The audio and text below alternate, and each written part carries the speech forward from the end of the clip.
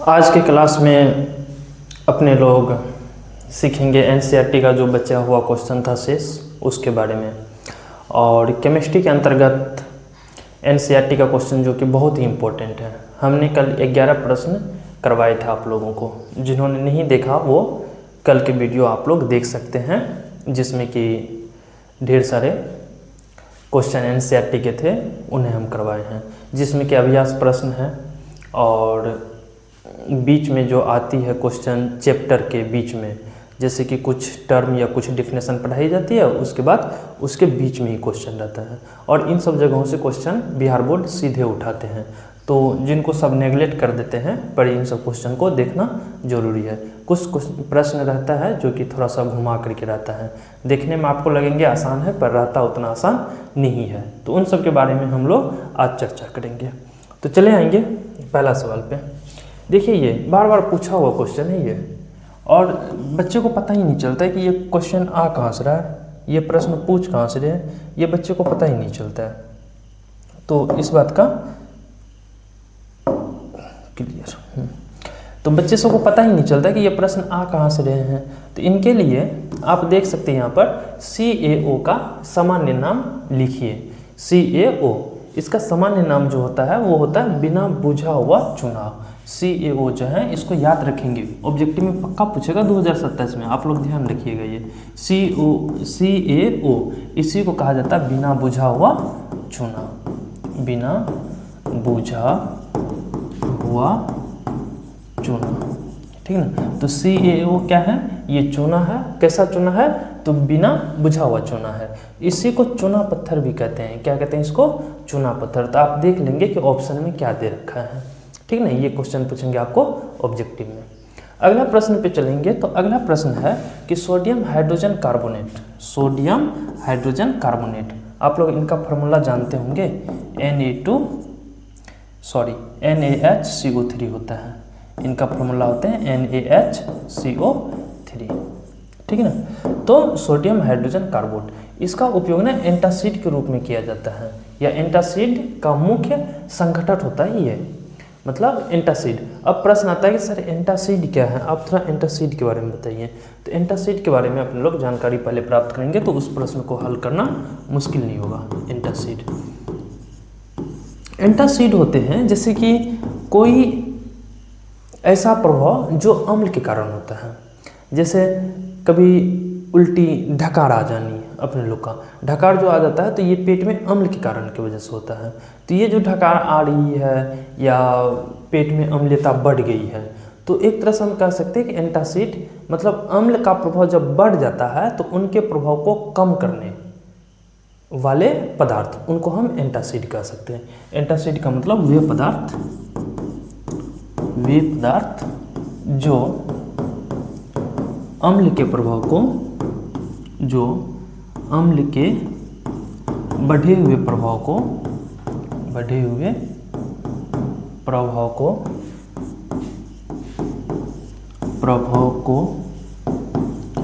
कम कर देता है, कोमा एंटासिड कहलाता है, एंटासिड कहलाता है। तो एंटासिड बहुत ही ये इंपॉर्टेंट बातें हैं, कहलाती है। तो एंटासिड किसे कहेंगे, तो वे पदार्थ जो अम्ल के बढ़े हुए प्रभाव को कम कर देता है, एंटासिड कहलाती है, ठीक ना। तो अब कह रहा है, क्वेश्चन कह रहा था इससे पहले, अगर हम बैक होंगे देखेंगे तो क्वेश्चन कह रहा है कि सोडियम हाइड्रोजन कार्बोनेट अर्थात NaHCO3, इनका उपयोग जो है एंटासिड के मुख्य संघटक के रूप में क्यों किया जाता है। तो भाई एंटासिड क्या होता है कि अम्ल के प्रभाव को कम करने वाले। तो ये NaOH जो हैं ये होते हैं भस्मीय प्रकृति के। अगर हम बैक चले, ये एंटासिड जो होते हैं NaHCO3, ये होते हैं क्षारीय प्रकृति के या भस्मीय प्रकृति के, क्षारीय प्रकृति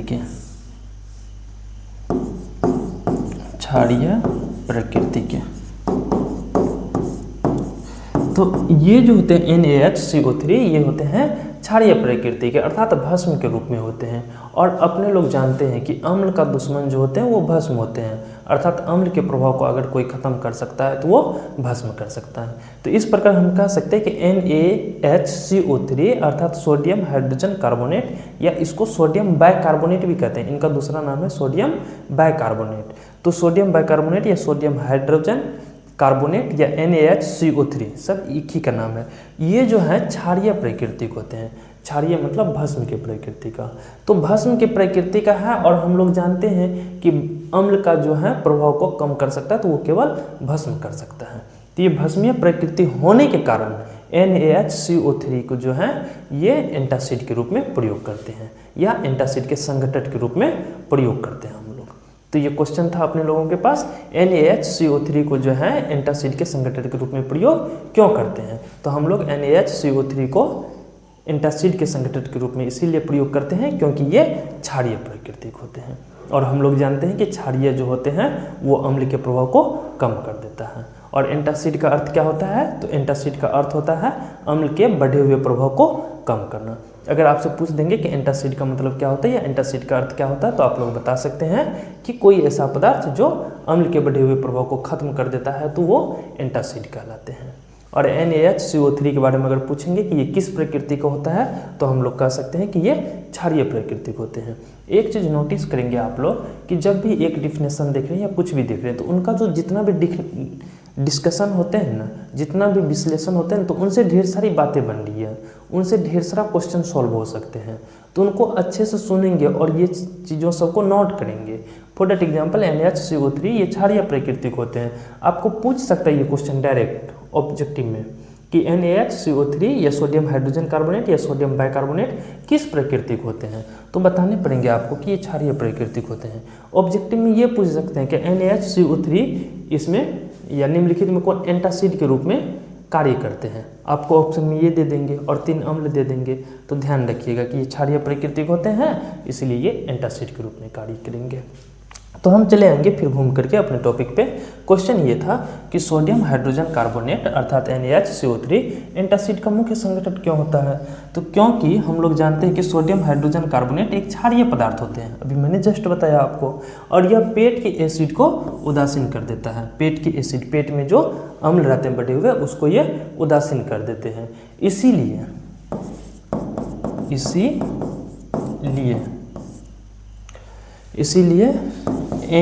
NaHCO3 को एंटासिड का एक मुख्य संघटक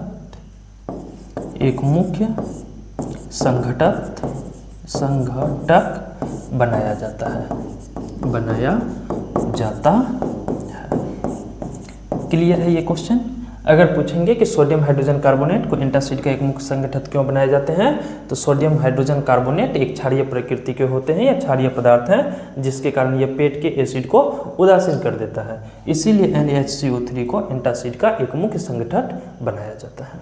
क्लियर है। आगे अगर हम बढ़ेंगे तो आगे क्वेश्चन है कि रासायनिक अभिक्रिया में अभिकारक और उत्पादों को किन किन भौतिक अवस्थाओं द्वारा दर्शाया जाता है।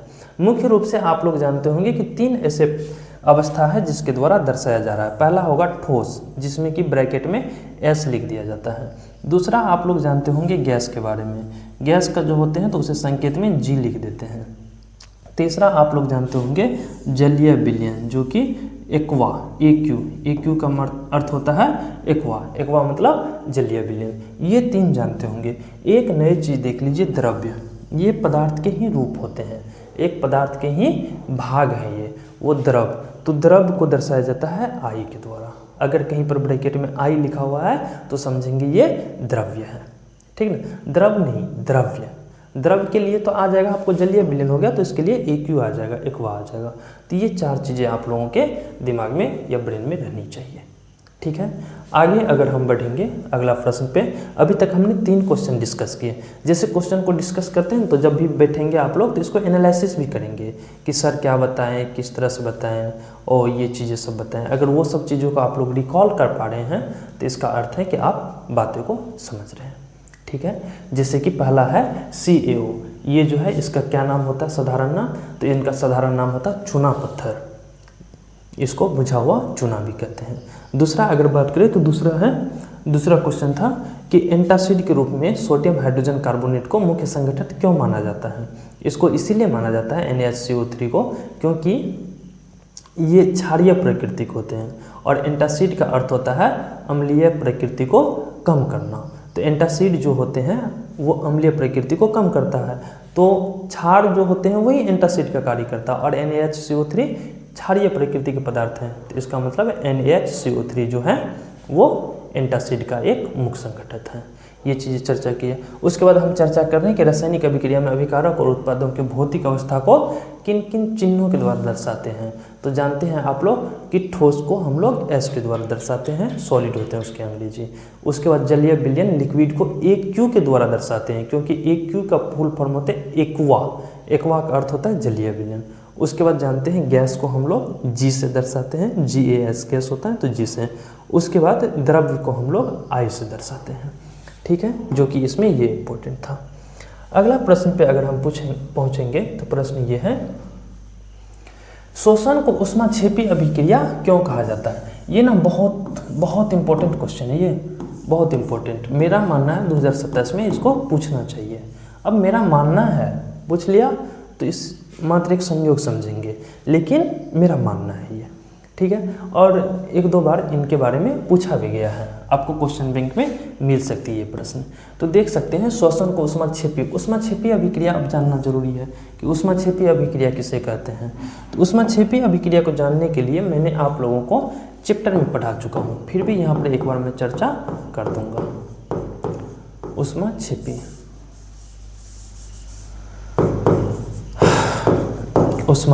अभिक्रिया, तो ऊष्माक्षेपी अभिक्रिया के बारे में हम आप लोगों को बता चुके हैं कि वे रासायनिक अभिक्रिया जिसमें अभिक्रिया के फलस्वरूप ऊष्मा की प्राप्ति होती है, ऊष्मा बनता है, ऊष्मा की प्राप्ति होती है, अगर ऊष्मा की प्राप्ति नहीं हो रही या ऊष्मा नहीं तो या ऊर्जा की प्राप्ति हो रही है, ऊर्जा की प्राप्ति होती है। अगर हमसे पूछा जाए कि ऊष्माक्षेपी अभिक्रिया किसे कहेंगे, तो हम कह सकते हैं कि वे रासायनिक अभिक्रिया जिसमें अभिक्रिया के फलस्वरूप या तो ऊष्मा की प्राप्ति हो रही है या नहीं तो ऊर्जा की प्राप्ति हो रही है, या तो ऊष्मा आनी चाहिए या ऊर्जा आनी चाहिए या दोनों आनी चाहिए। अगर ऐसा कंडीशन हमें किसी रासायनिक अभिक्रिया में मिल रहा है तो हम कह सकते हैं कि ये अभिक्रिया ऊष्माक्षेपी अभिक्रिया है। तो कुछ रासायनिक अभिक्रिया ऐसी भी होती हैं जो बिना ऊष्मा की उपस्थिति में घटित हो ही नहीं सकता है, तो इस प्रकार की जो अभिक्रिया रहते हैं उसको हम लोग ऊष्मा शोषी अभिक्रिया कहते हैं, जिसमें कि ऊष्मा हमें चाहिए ही चाहिए। तो ये जो अभिक्रिया देख रहे हैं आप, ये ऊष्माक्षेपी अभिक्रिया है। भाई ऊष्माक्षेपी अभिक्रिया में क्या होता है, तो ऊष्मा या ऊर्जा इनकी प्राप्ति होती है। तो फिर क्वेश्चन हमारा ये था कि श्वसन जानते होंगे, बायोलॉजी में पढ़े भी होंगे, जो अपने लोग सांस लेते हैं। तो सांस लेते हैं तो सांस के रूप में ऑक्सीजन ग्रहण करते हैं, और ये ऑक्सीजन का काम होता है ग्लूकोज को तोड़ना। हमारे बॉडी में हम जो भोजन करते हैं तो ये 5 तत्वों के रूप में ग्रहण करते हैं, जिसमें कि कार्बोहाइड्रेट हो सकते हैं, कार्बोहाइड्रेट, प्रोटीन हो सकते हैं, प्रोटीन, विटामिन हो सकते हैं, वसा हो सकते हैं, कार्बोहाइड्रेट, प्रोटीन, विटामिन, वसा, लवण हो सकते हैं, ठीक ना। ये 5 तत्व हम लोग जो है ग्रहण करते हैं, साथ में जल भी ग्रहण करते हैं। तो ये सारी चीज़ें जो ग्रहण करते हैं तो इनमें इन सब चीज़ों को तोड़ा जाता है और ये सब टूट करके आ जाता है ग्लूकोज के रूप में। किसके रूप में आ जाते हैं, ग्लूकोज के रूप में। कार्बोहाइड्रेट, प्रोटीन, विटामिन, वसा, जितने भी चीज़ें हैं सब टूट करके हमारे बॉडी में ग्लूकोज के रूप में एकत्रित रहते हैं, और ग्लूकोज से डायरेक्ट ऊर्जा प्राप्त नहीं होते हैं। फिर यहाँ पर होते हैं ऑक्सीकरण। 3 कंडीशन आप लोग पढ़ेंगे बायोलॉजी में, ऑक्सीजन के आपूर्ति में, ऑक्सीजन के अनुपस्थिति में और ऑक्सीजन के पर्याप्त आपूर्ति में। इन तीनों कंडीशन में जब ऑक्सीजन की पूर्ति होती है, O2 गैस रहते हैं, तो इस कंडीशन में ये ग्लूकोज 3 भागों में टूटते हैं, 3 तरह की चीज़ों में टूटते हैं। तो एक कंडीशन ऐसा आता है जिसमें कि हम लोगों को ऊर्जा की प्राप्ति होती है। किसकी प्राप्ति होती है? ऊर्जा की प्राप्ति। और साथ में ये जो ऑक्सीजन टूटते हैं तो अपने लोग देखेंगे कि ऑक्सीजन तो ग्रहण करते हैं लेकिन कार्बन डाइऑक्साइड निष्कासित करते हैं। जैसे ही गैस को बाहर कर रहे हैं नोज से और वहाँ पर अगर फिंगर देंगे ऐसे और सांस को बाहर करेंगे तो देखेंगे कि यहाँ की जो हवाएं हैं वो गर्म होती हैं। इसका मतलब ये है कि ऑक्सीकरण प्रक्रिया जो हुआ है ऑक्सीजन की उपस्थिति में हमारे बॉडी के अंदर श्वसन के समय, उस समय तो ऊर्जा प्राप्त हुआ ही हुआ है, साथ ही यहाँ पर ऊष्मा की भी प्राप्ति हुई है, साथ ही यहाँ पर ऊष्मा की प्राप्ति हुई है। और हमने बताया आपको ऊष्माक्षेपीय अभिक्रिया में या तो ऊष्मा प्राप्त होंगे या ऊर्जा प्राप्त होंगे या साथ में दोनों हो सकता है। तो श्वसन में भी ये तरह की घटना देखने को मिलती है, ऊर्जा भी प्राप्त होंगे, ऊष्मा भी प्राप्त होंगे। तो इस प्रकार श्वसन में जो ऊर्जा और ऊष्मा की प्राप्ति होती है इसीलिए श्वसन को भी ऊष्माक्षेपीय अभिक्रिया माना जाता है। तो हम लोग इसका आंसर आसानी से लिख सकते हैं। आप लोग देख सकते हैं कि स्टैंडर्ड भाषा में आंसर लिखा हुआ है। श्वसन क्रिया हमारी कोशिका में निरंतर होती रहती है। हमारे बॉडी के अंदर जो कोशिका है उसमें श्वसन की क्रिया हमेशा होती रहती है। यह एक प्रकार की ऊष्माक्षेपीय अभिक्रिया है और श्वसन की जो प्रक्रिया होती है यह एक प्रकार से ऊष्माक्षेपीय अभिक्रिया, मतलब इसमें ऊष्मा की प्राप्ति होती है। भोजन से प्राप्त कार्बोहाइड्रेट, देखिए कार्बोहाइड्रेट मैंने बताया कि भोजन से 5 तत्व की प्राप्ति होगी जिसमें कि ये कार्बोहाइड्रेट के बारे में है। तो कार्बोहाइड्रेट टूटने के बाद ग्लूकोज बनता है, ये ग्लूकोज में बदल जाता है। मैंने अभी जस्ट बताया कि 5 चीज़ें जो हैं वो टूटेंगे तो आपको ग्लूकोज के रूप में आएगा, देख सकते हैं यहाँ पे। जब ये ग्लूकोज बनता है या ग्लूकोज के रूप में रहता है, बदल जाता है, जो श्वसन अभिक्रिया में ऑक्सीजन के साथ मिलकर, किसके साथ भाई? ऑक्सीजन के साथ, मैंने चर्चा किया था वहाँ पे आप देख सकते हैं ऑक्सीजन के साथ मिला था O2 गैस। तो ऑक्सीजन के साथ मिलकर हमें ऊर्जा प्रदान करते हैं, तो हमें ऊर्जा की प्राप्ति। और मैंने बताया ऊर्जा और ऊष्मा, अगर ये 2 चीज़ें आएंगी तो ऊष्माक्षेपीय अभिक्रिया हो जाएगी, तो हमें ऊर्जा प्रदान करती है। चूँकि ऊष्माक्षेपीय अभिक्रिया में भी ऊर्जा निकलती है, ऊष्माक्षेपीय अभिक्रिया, इसमें भी ऊष्माक्षेपीय अभिक्रिया हम उसको कहते हैं जिसमें ऊर्जा निकलती है, और श्वसन में भी हमें ऊर्जा प्रदान हो रही है। तो दोनों में हमें ऊर्जा मिल रही है, इसीलिए हम लोग श्वसन को भी ऊष्माक्षेपीय अभिक्रिया कहते हैं। ठीक है, इसे समझने के लिए मैंने आप लोगों को अच्छे से समझाने का प्रयास किया। भूल नहीं सकते इसको। जैसे पूछेंगे श्वसन, तो श्वसन में हम लोग जानते हैं कि भोजन से हम लोगों को कार्बोहाइड्रेट, प्रोटीन, विटामिन ये सब प्राप्त होते हैं और ये ग्लूकोज में टूट जाती है और ग्लूकोज का ऑक्सीकरण होता है जिससे हमें ऊर्जा की प्राप्ति होती है। और हम लोग जानते हैं कि ऊष्माक्षेपीय अभिक्रिया में भी ऊर्जा की प्राप्ति होती है, इसीलिए श्वसन अभिक्रिया को ऊष्माक्षेपीय अभिक्रिया भी कहा जाता है।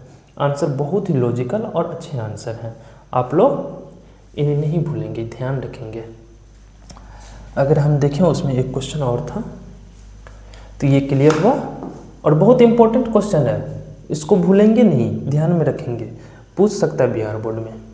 आगे देखेंगे कि उस अभिक्रिया का नाम बताइए जिसमें 2 या 2 से अधिक अभिकारक, 2 या 2 से अधिक अभिकारक मिलकर एकल उत्पादन बनाते हैं। और इस तरह का डिफिनेशन हमने आपको बताया, वे रासायनिक अभिक्रिया जिसमें 2 या 2 से अधिक अभिकारक आपस में मिलकर एकल यौगिक बनाते हैं वो संयोजन या संश्लेषण अभिक्रिया कहलाती है।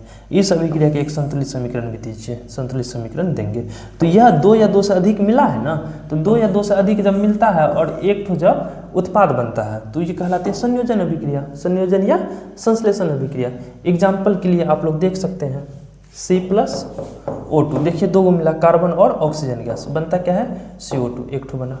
तो इसको हम लोग कह सकते हैं संयोजन या संश्लेषण अभिक्रिया, संतुलित है भी। एक देखिए H2+O2, हाइड्रोजन गैस और ऑक्सीजन गैस दोनों जब मिलेंगे तो बनेंगे H2O, जल बनेंगे।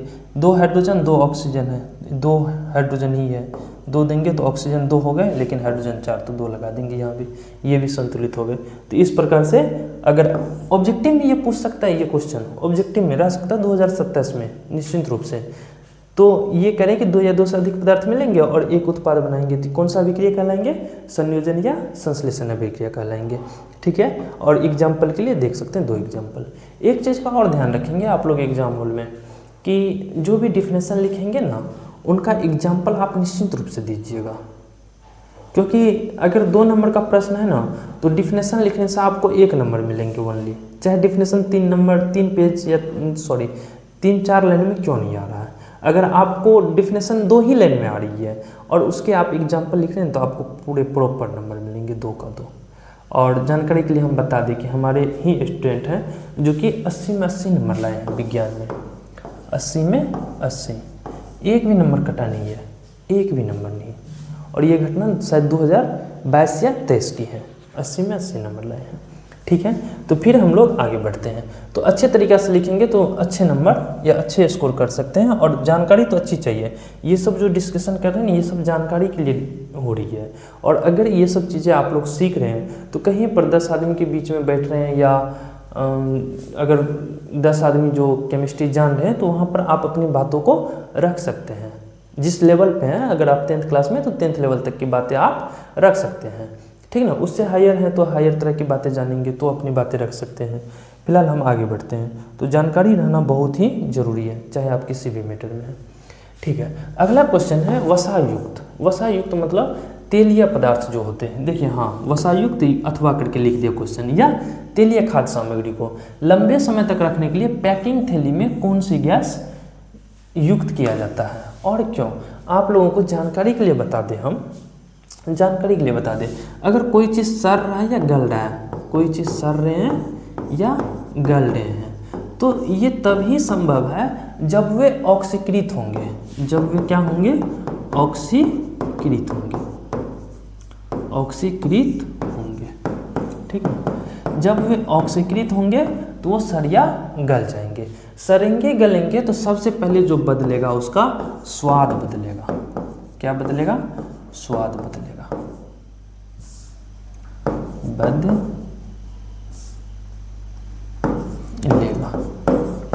उसके बाद अगर कुछ होगा चेंज तो उसमें गंध आ जाएगी। क्या आ जाएगी, गंध आना। ये 2 चीज़ें, पहली चीज़ें समझिए, सड़ या गल जाएगा। कब सड़ गल जाएगा, जब वे ऑक्सीकृत होंगे।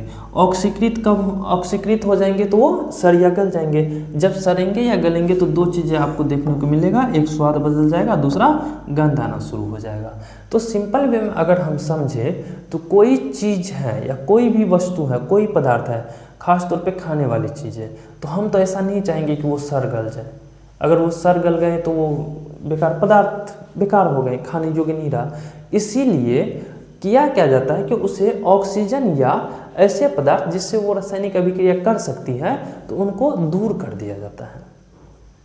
तो इनके लिए इसमें नाइट्रोजन, हालांकि नाइट्रोजन अक्रिय पदार्थ नहीं है, नाइट्रोजन अक्रिय पदार्थ नहीं है, लेकिन वे दूसरे पदार्थ जो जिसमें खाने वाले पदार्थ हैं उसमें ऑक्सीजन को निकाल दिया जाता है उससे, और उस पैकिंग में नाइट्रोजन की गैस भर दिया जाता है। आप लोगों के ये ऑप्शन में पूछ सकते हैं, कुरकुरे के पैकेट में ऑक्सीजन गैस रहती है, कुरकुरे के पॉकेट में कौन सी गैसें भरी रहती हैं। ऑप्शन में दे देगा ऑक्सीजन, हाइड्रोजन, नाइट्रोजन और 1-2 गैसें दे सकते हैं। तो उसमें नाइट्रोजन गैस भरा रहता है। क्यों भरा रहता है भाई, क्योंकि वो अगर ऑक्सीजन रहेंगे या नाइट्रोजन को नहीं भरे रहेंगे, ऑक्सीजन रहेंगे तो वे ऑक्सीकृत करके पदार्थ को सड़ा या गला देगा, जिससे कि स्वाद बदल जाएगी और उससे गंध आने लगेंगे। तो ये इंपॉर्टेंट बातें हैं ऑब्जेक्टिव की दृष्टि से भी। अगर आपसे पूछेंगे कि वसायुक्त या तेलीय खाद्य सामग्री को लंबे समय तक रखने के लिए पैकिंग थैली में कौन सी गैस युक्त होती है, तो कह सकते हैं कि ऑक्सीजन को हटा करके वहाँ पे क्या भरा जाता है, नाइट्रोजन युक्त। ये ऑब्जेक्टिव में पूछ सकता है। तो नाइट्रोजन युक्त किया जाता है। क्यों किया जाता है, क्योंकि इससे उपचयन की संभावना खत्म हो जाती है। उपचयन, हमने कल इस वर्ड पे बहुत लंबे समय तक चर्चा किया था। उपचयन का ही दूसरा नाम है ऑक्सीकरण। क्या नाम है भाई, ऑक्सीकरण। और ऑक्सीकरण का अर्थ क्या होता है, ऑक्सीजन के साथ संयोग होना। किसके साथ संयोग होना, ऑक्सीजन के साथ। ऑक्सीजन के साथ जब भी संयोग होंगे तो पदार्थ क्या होगा, सड़ जाएगा या गल जाएगा। अगर पदार्थ सड़ गल गया तो क्या होगा, उससे गंध आएगी और स्वाद उनके खराब हो जाएंगे, स्वाद खराब हो जाएंगे। ठीक है, तो इस प्रकार हम कह सकते हैं कि थैली को ऑक्सीजन, थैली से ऑक्सीजन को हटा के उसमें नाइट्रोजन भरा जाता है या नाइट्रोजन युक्त किया जाता है, जिससे उपचयन की संभावना खत्म हो जाती है और थैली में रखे पदार्थ विकृत गंधित, विकृत गंधित का मतलब हो गया कि खराब गंध या बेकार नहीं होते हैं। ठीक है ना, तो इस प्रकार से आपको क्वेश्चन पूछ सकता है और बहुत ही इंपॉर्टेंट क्वेश्चन है क्योंकि एनसीईआरटी का है, एनसीईआरटी का है तो सीधे यहाँ से क्वेश्चन उठा सकते हैं। आज हम ये वीडियो शूट कर रहे हैं, लगभग देख सकते हैं डिस्प्ले पे डेट आ गया होगा भाई, किधर है, 12:46 फ्राइडे और 29 मई को कर रहे हैं। देख रहे हैं ये रात का है, दिन का समय नहीं है, ये रात का समय है।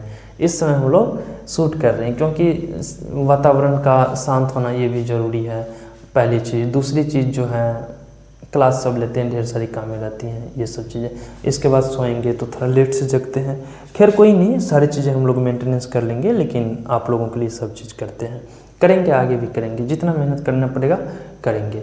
लेकिन थोड़ा सा आप लोगों से भी हमारा रिक्वेस्ट रहेगा कि अगर सच में लग रहा है कि अच्छा है, कंटेंट सही है, समझ में आ रही है, एग्ज़ाम की दृष्टि से हेल्पफुल है और जानकारी जो मिल रही है वो भी बहुत डिस्कशन डीप नॉलेज आ रही है, तो निश्चित रूप से आप लोग ना वीडियो को शेयर भी कीजिए ताकि 10 लोगों के पास कीजिएगा, 10 ना देखें, 2 देखेंगे, 1 भी ना देखें, कोई दिक्कत नहीं, लेकिन आप अपना फ़र्ज़ तो निभा सकते हैं ना, कर सकते हैं ना अपना फ़र्ज़। जो फल प्राप्त होंगे वो बात की बातें हैं, लेकिन अपना कर्म तो करना पड़ेगा भाई।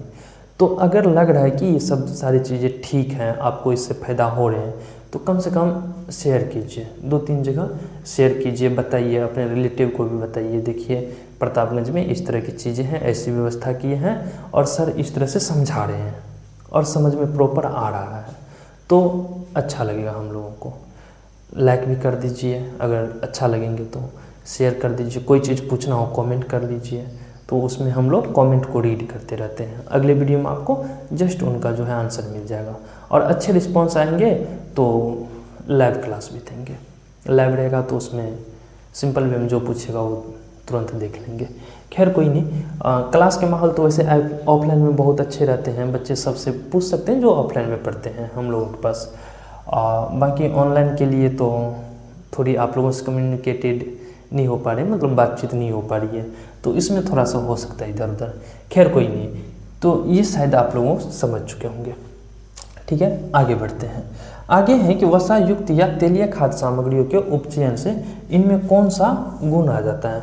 भाई जब उपचयन हुआ है, ऑक्सीकृत हुए हैं, तो इसमें विकृत गंधित हो जाते हैं। विकृत गंधित हो जाते हैं मतलब कि इनका स्वाद और गंध दोनों बदल जाते हैं। अगर वसायुक्त या तेलीय पदार्थ है तो ये उपचयन मतलब ऑक्सीकृत हो जाती है। ऑक्सीकृत जब होती है तो ऑक्सीकृत होने से इनमें कौन सा गुण आएगा, तो इनमें विकृत गंधित का गुण आ जाते हैं, अर्थात उनके स्वाद और गंध बदल जाते हैं। ये ऑब्जेक्टिव में पूछा हुआ क्वेश्चन है, तो देख सकते हैं, बहुत ही इंपॉर्टेंट है। और ये वीडियो तो आज शूट कर रहे हैं ना, आने वाले समय में देखिएगा जब एग्जाम होगा तो आप निश्चित रूप से देख सकते हैं मिला करके कि क्वेश्चन आया है या नहीं आया है। हम दावे के साथ कहेंगे क्वेश्चन हूबहू लड़ेंगे। क्यों? क्योंकि ये एनसीईआरटी का क्वेश्चन है। देखेंगे एक क्वेश्चन नीचे में आ गया है, थोड़ा सा हम नीचे कर लेंगे इसको। लिखा हुआ है, यह क्वेश्चन है, क्या क्वेश्चन, वसाकृत अथवा तेलीय खाद्य सामग्री के उपचयन की गति को धीमी करने के लिए 2 महत्वपूर्ण उपाय लिखिए। भाई हमें करना क्या है कि अगर कोई पदार्थ ऑक्सीकृत ना हो, अर्थात वो गंधित ना हो और उसको हम लंबे समय तक के लिए सही से रख पाएँ, तो इसके लिए क्या उपाय करेंगे। तो भाई पहला उपाय ऑक्सीजन से दूर कर लेंगे। तो ऑक्सीजन को दूर करने के लिए क्या करेंगे, तो इसमें जो है नाइट्रोजन गैस मिलानी पड़ेगी। तो वायुरोधी बर्तन में रखने से उपचयन की गति धीमी हो जाती है। वायुरोधी का मतलब ऐसे बर्तन में रखेंगे जिसमें बाहर के हवा न अंदर जाएंगे, न हवा अंदर के हवा बाहर आएंगे। जैसे कुरकुरे सब रहते हैं तो उनको जो रखते हैं तो पैकेट को फुल पैक किया जाता है, तब उसमें रखते हैं, तो 10 दिन बाद भी खाते हैं वो कुरकुर उठेंगे आपको। अगर आप उसमें नहीं रख रहे हैं या उसमें थोड़ा सा आप पिन कर दीजिए, पिन करने से उनसे गैसें निकल जाएगी। फिर आप ज़्यादा देर नहीं, 2 घंटे के बाद खाइए, मसवा जाएगा, बेकार लगने लगे। 4 दिन के बाद तो सड़ जाएगी, बिल्कुल बेकार हो जाएगा, तो अपने असली रूप में आ जाएंगे कि वो बेकार है, तो आपको बेकार लगेंगे। खैर कोई नहीं, हम यहाँ पे ध्यान देंगे कि वायुरोधी बर्तन में इसको रखने से इसकी उपचयन की गति धीमी हो जाती है, पहली बात। दूसरी, थैली से ऑक्सीजन को हटाकर नाइट्रोजन युक्त करने से उपचयन की संभावना खत्म हो जाती है। ये 2 उपाय हम कर सकते हैं वसायुक्त या तेलीय खाद्य सामग्रियों के उपचयन को धीमी करने के लिए। ये भी पूछ सकता है आपको। अगला क्वेश्चन पे अगर हम चलेंगे तो अगला क्वेश्चन क्या है भाई? अगला क्वेश्चन है कि उस अभिक्रिया का नाम लिखिए जिनमें दो अभिकारक के बीच आयनों का आदान प्रदान होता है। भाई ये मैंने डिफिनेशन बताया आप लोगों को। द्विविस्थापन अभिक्रिया जो होते हैं वो आयनों के अदला बदली के कारण ही होता है।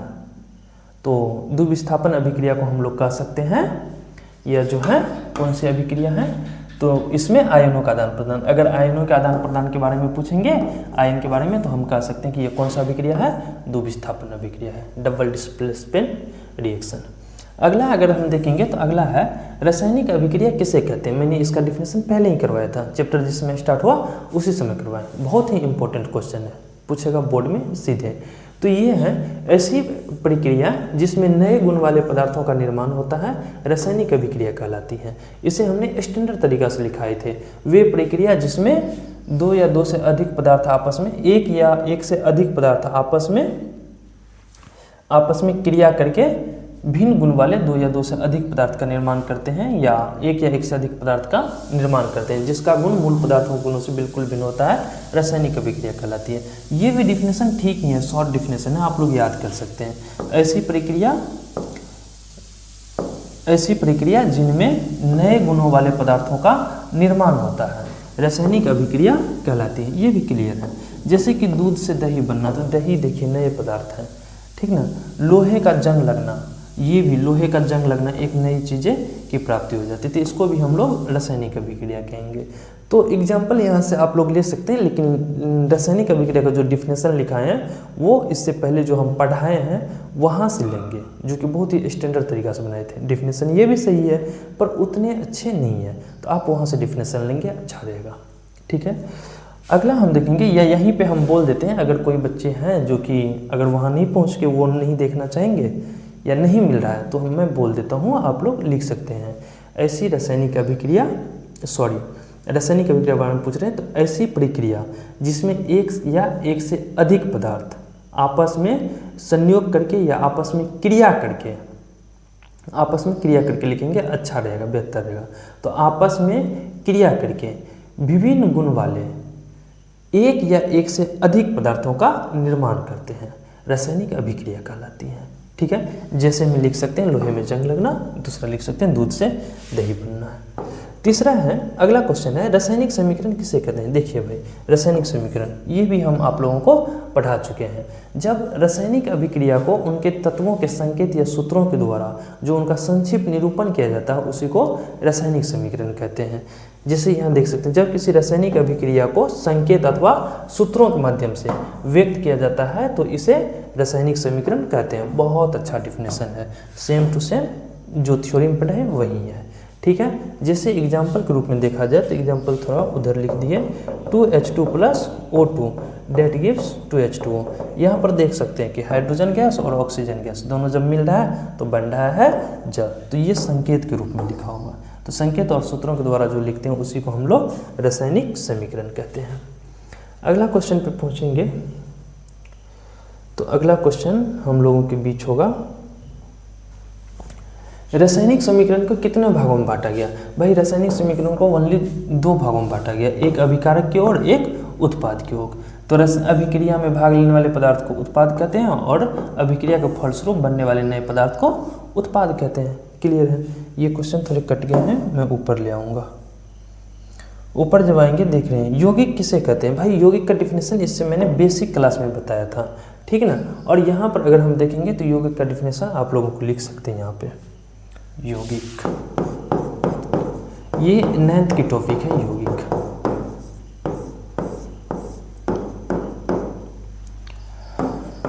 दो या दो से अधिक तत्वों के परमाणुओं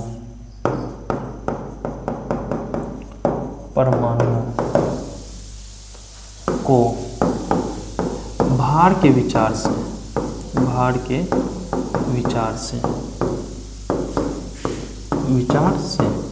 निश्चित अनुपात में मिलाने के फलस्वरूप, भार के विचार से निश्चित अनुपात में मिलाने के फलस्वरूप मिलाने के फल स्वरूप बनने वाले नए पदार्थ को बनने वाले नए पदार्थ को यौगिक कहते हैं। ठीक है, यौगिक कहते हैं। जैसे देख सकते हैं एज मतलब जैसे में देख सकते हैं H2O, इसमें देखिए हाइड्रोजन के 2 परमाणु, ऑक्सीजन के 1 परमाणु। जब भी जल बनेंगे तो हाइड्रोजन के 2 परमाणु रहेंगे और ऑक्सीजन के 1 परमाणु रहेंगे। MgO2 मैग्नीशियम ऑक्साइड जब भी बनेंगे तो इसका भार के विचार से निश्चित अनुपात रहेंगे। HCl हाइड्रोजन के 1 परमाणु, क्लोरीन के 1 परमाणु। जैसे C6H12O6 ग्लूकोज, भार के विचार से जो इसके अनुपात है वो निश्चित रहेंगे। तो ये जो जितने भी पदार्थ हैं ये सब के सब क्या कहलाएंगे? यौगिक कहलाएंगे। क्लियर है? आगे बढ़ेंगे। यौगिक क्लियर हो गए। यही चीज़ें हैं लिखा हुआ, देख सकते हैं। 2 या 2 से अधिक परमाणुओं के मेल से बने पदार्थ यौगिक कहते हैं एवं ये हमेशा निश्चित अनुपात में होते हैं। निश्चित अनुपात, इस वर्ड को आप नहीं भूल सकते हैं जब यौगिक की बातें हो। जैसे हम देख सकते हैं H2O, H2SO4, CuSO4, Al2O3 etc। ठीक है, आगे अगर हम बढ़ेंगे तो अगला क्वेश्चन क्या है हम लोगों के बीच? अगला क्वेश्चन है असंतुलित रासायनिक समीकरण किसे कहते हैं। मैंने इसका डिफिनेशन आप लोगों के चैप्टर में करवा चुके हैं कि वैसे रासायनिक समीकरण जिसमें समीकरण के बाईं ओर और समीकरण के दाईं ओर तत्वों के परमाणु की संख्या समान हो तो क्या कहलाती है? संतुलित रासायनिक समीकरण कहलाती है। इसमें तीर के बाईं ओर तथा दाईं ओर लिख लिए हैं। तत्वों के परमाणु की संख्या क्या हो? समान नहीं हो तो उसे असंतुलित रासायनिक समीकरण कहते हैं। असंतुलित पूछा है तो समान ना हो, अगर समान होगा तो संतुलित और समान नहीं होंगे तो असंतुलित कहलाएंगे। जैसे 2Mg + O2 that gives MgO। देखिए 2 को मैग्नीशियम है पर इधर 1 मैग्नीशियम है, ऑक्सीजन गैस 2 है उधर 1 है। तो इस प्रकार ये देख लीजिए नीचे में डाटा है, इधर 2 ये भी 2, इधर 1 1। इस प्रकार ये संतुलित नहीं है। क्लियर है? आगे बढ़ेंगे। अगला क्वेश्चन क्या है?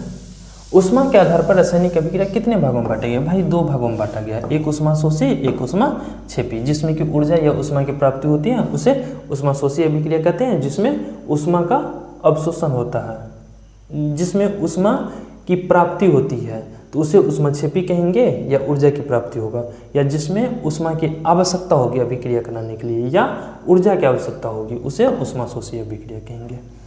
उष्माशोषी अभिक्रिया की परिभाषा उदाहरण सहित दीजिए। भाई देख लीजिए, अभी मैंने जस्ट बताया, जिस रासायनिक अभिक्रिया से उष्मा का अवशोषण होता है उसे उष्माशोषी अभिक्रिया कहते हैं। जैसे कि देख लीजिए N2 + O2, ये तब तक अभिक्रिया नहीं होंगे जब तक इसमें उष्मा नहीं दिया जाएगा, प्लस उष्मा दैट गिव्स 2NO। यहाँ पर उष्मा का अवशोषण हो रहा है। इसे हम अच्छे तरीक़े से लिखेंगे एग्जाम्पल में। जैसे एज में हो जाएगा N2 + O2 that gives plus उष्मा है ना, तो पहले ये डाल देंगे प्लस उष्मा। ठीक है, तो ये हो जाएंगे 2NO। इस प्रकार देख रहे हैं ये प्लस उष्मा, तो उष्मा का अवशोषण हो रहा है इसीलिए इसको उष्माशोषी अभिक्रिया कहा जाएगा। नीचे में क्वेश्चन है उष्माक्षेपी अभिक्रिया किसे कहते हैं, उदाहरण सहित आप बताइए। तो आप लोग जानते हैं उष्माक्षेपी अभिक्रिया, उष्माक्षेपी अभिक्रिया इससे पहले डिस्कस भी हो चुका है, जिससे कि उष्मा की प्राप्ति होता है। ठीक है, संयोजन अभिक्रिया भी मैंने चैप्टर में पढ़ा चुका हूँ। वे रासायनिक अभिक्रिया जिसमें 2 या 2 से अधिक पदार्थ आपस में मिलकर एक नए पदार्थ बनाते हैं उसे संयोजन अभिक्रिया कहते हैं। जैसे 2Mg + O2 that gives 2MgO। यहाँ पर अभिक्रिया मैग्नीशियम और ऑक्सीजन मिलकर अभिक्रिया करते हैं और एक नया पदार्थ बनता है जिसका नाम है मैग्नीशियम ऑक्साइड। ठीक है, ये हम पढ़ा चुके हैं।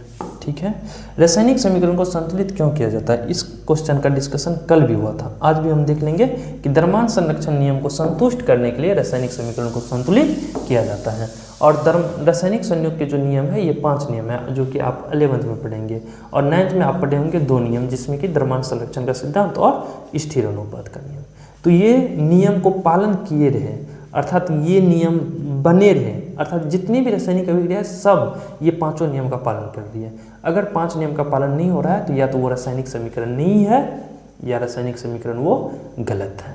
ठीक है ना। तो कोई भी रासायनिक समीकरण है वो इन 5 नियम का पालन करे, इसीलिए रासायनिक समीकरण को संतुलित करना अत्यंत आवश्यक है, जिसमें कि पहला द्रव्यमान संरक्षण का नियम। तो द्रव्यमान संरक्षण के नियम का पालन हो, इसीलिए रासायनिक समीकरण को संतुलित करना अत्यंत आवश्यक है।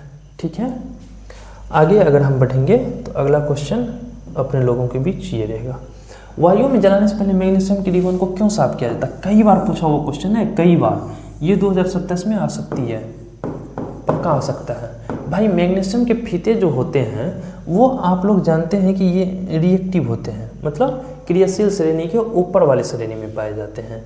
तो जैसे कि आपको मिलेंगे पोटेशियम मिलेंगे, सोडियम मिलेंगे, Mg मिलेंगे, एल्यूमिनियम मिलेंगे। तो आप देख सकते हैं मैग्नीशियम 3rd नंबर पे आपको मिल रहा है। तो इसे नॉर्मली वातावरण में वैसे नहीं रखा जाता है, इसके ऊपर ना एक परत चढ़ाया जाता है।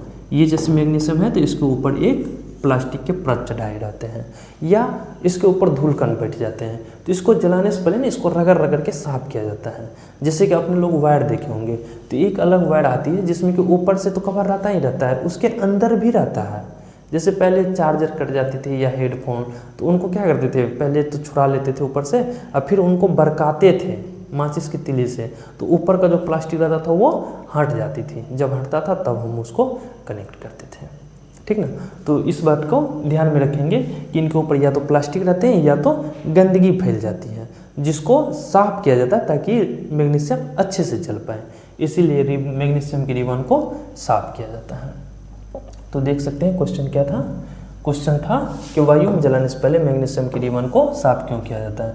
तो वायु में जलाने से पहले मैग्नीशियम रिबन को साफ इसीलिए किया जाता है ताकि उसके ऊपरी सतह से धूलकण और मैग्नीशियम ऑक्साइड की सुरक्षात्मक मतलब उस पर जो प्लास्टिक या कोई चीज़ लगा दी जाती है या मैग्नीशियम ऑक्साइड की परत ऑक्सीजन के साथ अभिक्रिया करके रहती है, वो परत बैठी रहती है। तो ये सुरक्षात्मक परत हट जाए, जिससे कि इसकी सतह प्रत्यक्ष रूप से वायु ऑक्सीजन के साथ संपर्क में आ सके और आसानी से जल सके। इसीलिए वायु में जलाने से पहले मैग्नीशियम के रिबन को साफ किया जाता है। क्लियर है? कह रहे कि उस अभिक्रिया का नाम बताइए जिसमें किसी पदार्थ से ऑक्सीजन निष्कासित होती है। भाई ऑक्सीजन का निष्कासन हो रहा है तो ये अवकरण में ही हो सकता है। हाइड्रोजन का जुड़ना, ऑक्सीजन का निष्कासन होना, ये अवकरण में होता है। ऑक्सीकरण में क्या होता है, ऑक्सीजन जुड़ते हैं और हाइड्रोजन निष्कासित होते हैं, वो होते हैं अवकरण में। एक है तापीय वियोजन, क्या है इसका एक उदाहरण दीजिए। ठीक है, ये आप लोगों को हम होमवर्क दे रहे हैं। ठीक ना, आप लोग NCERT में खोजिएगा इसको, अगर मिल जाएगा तो कहिएगा कि सर आंसर हमें मिल गया, मेरे पास आंसर है, कीजिएगा कमेंट, देखेंगे कौन कौन बच्चे खोज पाए। और कुछ बच्चे बोलते हैं कि सर हम आपके पूरे वीडियो देखते हैं, समझते हैं, सीखते हैं। उन बच्चों से रिक्वेस्ट है भाई सच में देखते हैं, एक एक चीज़ देखे होंगे, समझे होंगे, तो ये क्वेश्चन भी मिला होगा। आप कीजिए कमेंट, सर इसे बता दीजिए, सर मैंने आंसर खोज लिया, ये आंसर होगा, सर इसका अर्थ ये होता है, बता दीजिए, तब मैं मानूंगा सच में आप देखते हैं। तो कहने के लिए सब बोलेंगे हाँ सर मैं देख रहा हूँ, मैं सीख रहा हूँ। भाई नहीं देख रहे हो, आप नहीं सीख रहे हो। अगर सीख रहे हो तो करो, मैं चैलेंज दिया ये। ठीक है, आगे बढ़ते हैं। अगला क्वेश्चन होगा अपने लोगों के बीच, उपचयन और अपचयन में क्या अंतर है? ऑक्सीकरण अवकरण मैंने बता रखा है, फिर भी मैं यहाँ पढ़ दूंगा। उपचयन और अपचयन एक दूसरे के पूरक है, पूरक मतलब विपरीत है। उपचयन में ऑक्सीजन की वृद्धि या हाइड्रोजन का ह्रास होती है, तो अपचयन में ऑक्सीजन की ह्रास और हाइड्रोजन की वृद्धि होती है। क्लियर है ये? और इसका आंसर अच्छे से लिखेंगे ऑक्सीकरण अवकरण का। ठीक है, आगे बढ़ते हैं। वीडियो बहुत बड़ी होगी तो मैं पढ़ के निकल लूँगा। एक भूरे रंग का चमकदार तत्व X को वायु की उपस्थिति में गर्म करने पर वह काले रंग का हो जाता है। तो 1 नंबर क्वेश्चन कर रहा है कि इन X एवं उस काले रंग के यौगिक का नाम बतलाइए। तो वो जो X होंगे ना वो कॉपर रहते हैं। कॉपर को जब आप काले रंग में गर्म कीजिएगा ना तो वो कॉपर ऑक्साइड बन जाते हैं, जिसके कारण जो है उसका कलर भी बदल जाता है। दूसरा कह रहे हैं कि इस अभिक्रिया का समग्र समीकरण लिखिए। भाई देख लो समीकरण यहाँ है, 2Cu प्लस O2, इसको जलाते हैं हीट तो बनता है 2CuO।